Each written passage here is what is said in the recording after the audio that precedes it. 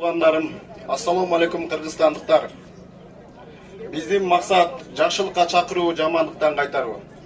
Биз биринчи эле Садыр Жапаров ушул кумтөрдү көтөрүп чыкканда, элдер колдогон, бирок Алмазбек Атамбаев аны куугунтуктаганда чет мамлекетке качып чыгып кеткенге мажбур болгон. Ошол жакта жүргөндө биринчилерден биз жаш балдар ошол Садыр Жапаровдун бардык иштерин, кумтөрдөгү изилдеген иштерин баарын изилдеп туруп, анан колдоого алып чыкканбыз биринчи жолу.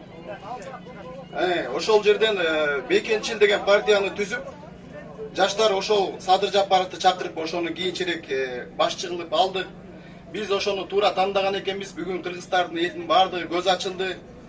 Садыр Жапаровдун ак экенин, кыргыз эли үчүн чыккан экенин, кыргыз эли үчүн өзүнүн мандатын дагы тырышпай берип туруп, кыргыздын байлыгы үчүн деп чыккан экенин бүгүн баардыгы көрүп турат. Биз ошондо элге түшүндүрүү иштерин жүргүзүп, газета, анан кийин мындай дистерди таратып жүргөнбүз да. Дистер таратып жүргөнбүз. Эми Аскар Акаевичтин, Алмазбек Шаршеновичтин дагы убакыты өтүп кетти. Ошол учурда Сооронбай Шарипович айтты эле, Садыр Жапаров ал эч бир кылмыш кылган жок, эч жерде уурдаган жок, эч жерде саткан жок. Бирок мен камаган жокмун, Алмазбек Атамбаев камаган, туура түшүнгүлө деп айткан. Бирок убакыт өтө берди, 2 жылдан кийин соттор боло баштады. Соттордун баары кайрадан Садыр Жапаровду камай баштаганда, жогорку сот басында биз айтканбыз. Урматтуу Сооронбай Шарипович, президент болуп толук ыйгарым укукту алганыңызга 2 жылдын 100 болду. Эгерде жогорку соттон дагы Садыр Жапаров акталбай турган болсо, анда бул иштин баардыгы сиздин мойнуңузга жүктөлөт.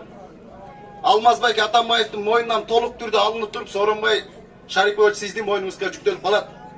Ошондуктан убакыт кеч эмес, актап кое турган болсоңуз, же чыгарып кое турган болсоңуз, анда сиздин айрыңыз таптаза ойдон калат. Бул баардыгы Алмазбек Атамбаев каматкан боюнча тарыхта калат деп айтканбыз. Бирок тилекке каршы ошол сөздөр ордунан чыккан жок. Сооронбай Шарипович баштаган бийлик соттору бүгүнкү күнгө чейин соттоп жогорку кеңеште. Бирок акыркы убакыт калган. Ага дагы моюнун сунуп туруп Садыр Жапаров ырайым суроо, кечирим ырайым суроо катын жолдогон Сооронбай Шариповичке былтыр күзүндө.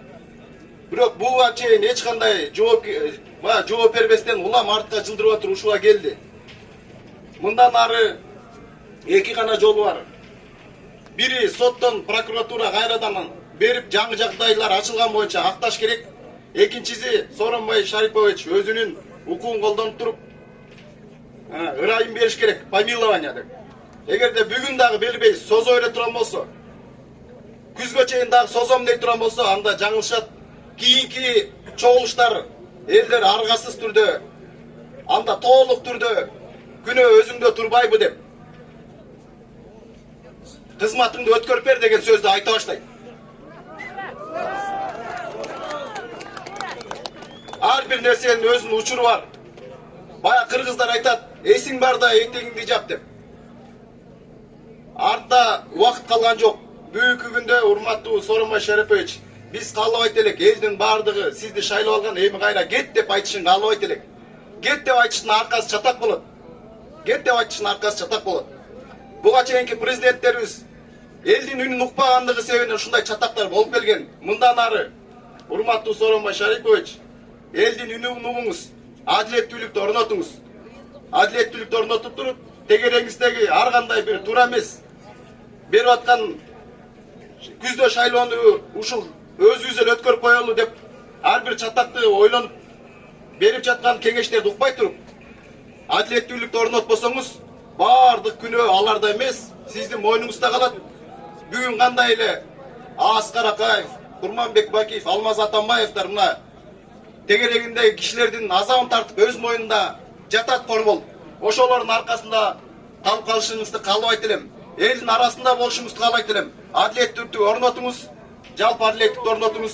Жана элдин уулу өзүңүз айткан таза мекенчил инсан Садыр Жапаровду бошотуңуз.